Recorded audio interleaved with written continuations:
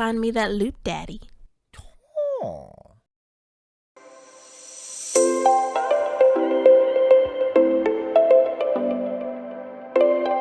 Welcome to the Weekly Rundown, your source for major gaming news and updates. I'm your host, Loot Daddy. Now let's get started. So let's start off with a game that every content creator will be milking for clicks for the next month, Hogwarts Legacy. This is a very anticipated title by Avalanche Software and published by Warner Brothers, and has seen its fair share of controversy, but that does not seem to have slowed the hype train down one bit. The game releases on February 10th, and there are reports that some gamers have already received their hard copies in the mail. Any concerns that the game world would be small have been squashed because someone leaked PS5 footage showing the world map. It shows a pretty decent sized world with lots of fast travel points and other little goodies sprinkled around. We obviously won't show you this here, but you could probably find it for yourself.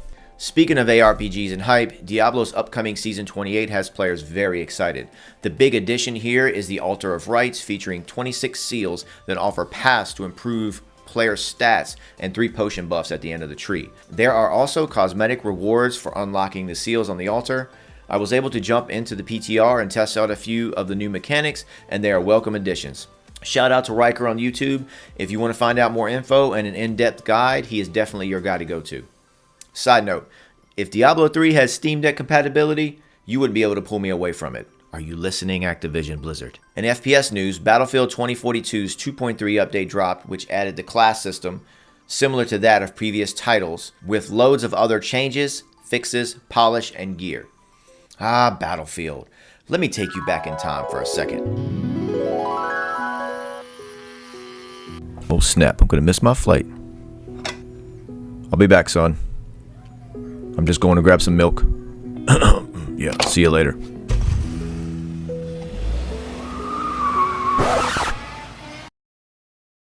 Dad? No, not that far. I'm talking about back in 2007, when I had my first taste of Battlefield goodness. I was heavy into esports at the time, and a friend invited me to come try the game out to lighten me up and get me out of that metaphorical hole I was in, spending all my time working and training for tournaments. Battlefield 2 was my first Battlefield game, and I fell in love with the synergy of the class system. I spent hours with friends doing all sorts of shenanigans on Karkin, so I was glad to hear that they were bringing the classes back. DICE did not add weapon restrictions, however. Each class has buffs for that class's preferred weapon type, and some are great, like the 3 extra magazines for the assault class. It's pretty badass.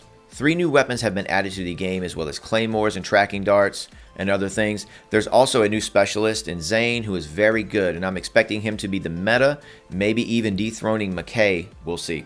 Judging from in-game chat and feedback from other creators, the update is pretty well received, although there are some balancing and other issues that will no doubt get worked on very soon. The reworked Breakaway plays much better and was a welcome addition to the update. Battlefield 2042 didn't just have a poor launch, it's had a rough first year and a half while it's finding itself. These changes do a lot to improve the experience, and I hope DICE continues pushing forward with these updates and improvements. In looter shooter news, Tom Clancy's The Division 2, which launched in 2019 and also released on Steam last month, is having its Season 11 delayed. It was supposed to launch on February 7th. However, Ubisoft released a statement on social media stating that it would have the launch and the reveal livestream at a later time, citing delays in the localization process. Back on Activision Blizzard, on Friday, the SEC announced that Activision Blizzard has been ordered to pay $35 million due to its failures to maintain proper workplace disclosure controls and violations of whistleblower protections. This is the end of a workplace malpractice probe that the SEC has been working on for almost a year and a half. As if things weren't bad enough with Activision layoffs and the drama with NetEase, their publisher in China, I am excited for Diablo 4, and I hope Activision get their stuff together really soon. Riding off that story, and after 10,000 layoffs and let-goes, Microsoft announced that Halo will be switching to Unreal Engine 5. This is something we've known for some time, but I guess it's officially confirmed now. I greatly enjoyed Halo Infinite, even though 343 gave mouse and keyboard users the shaft and released an incomplete, unpolished experience.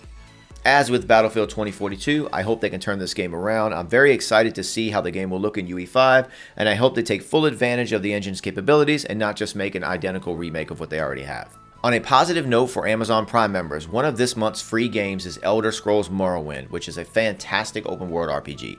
If you have never experienced this game and are looking for something to play, you could do a lot worse, and it's free for Prime members. Forspoken may have launched with mediocre reviews, but you know what didn't? Hi-Fi Rush. Hi-Fi Rush was a surprise release during the Microsoft Direct Developer Showcase. And for a game that had no marketing, it outperformed Forspoken in its first week on Steam. It runs great on the Steam Deck and is also available on Game Pass.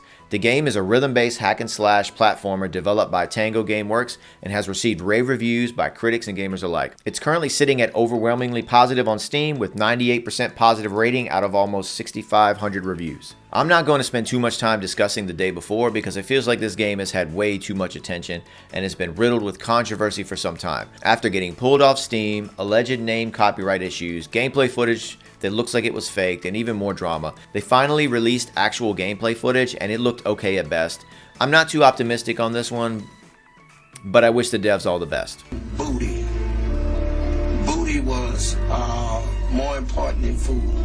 Redfall is a title releasing on May 2nd and is being developed by Arcane Studios, who are known for Dishonored, Prey, and many other great titles. They have released the system requirements for the game and they are pretty modest, which will ease the minds of gamers looking to check out this open-world vampire hunting co-op title. In hardware news, Intel's Arc A750 discrete GPU, which is a competitor for the RTX 3060 and AMD RX 6600, launched at a price point of $289 last year and is targeting 1080p gaming. Well, Intel released an updated driver which drastically improves performance, and to sweeten the deal, they've also announced a price drop to $249. This is an incredible price per performance deal, considering you probably won't find an RTX 3060 for under $350 as of this video. The card isn't perfect, and complaints have been mainly issues with resizable bar, higher power draw, and its competitors having better drivers. Still, if you are on a tight budget and are looking to do 1080p gaming, keep your eye on Intel. It's refreshing to see a new name in the GPU market, and I can't wait to see how the landscape changes in the years to come. In PlayStation news, Sony launched a beta update for the PS5 that finally brings variable refresh rate at 1440p resolution to the system. It can even be applied to unsupported games. When this update goes live, it will greatly increase the number of games that you can play at that higher 120 FPS frame rate, and will have great response times due to the changes in firmware and how it interacts with most televisions and their image settings that can cause delays. As I stated, it is in the beta phase right now, but keep a lookout for an update soon. So what games are you looking forward to coming out? Are you going to pick up Hogwarts Legacy? Are you going to try out the new season in Diablo? Are you interested in getting a new video card? I'd like to know all this. Leave a comment down below. Thanks, guys. Peace.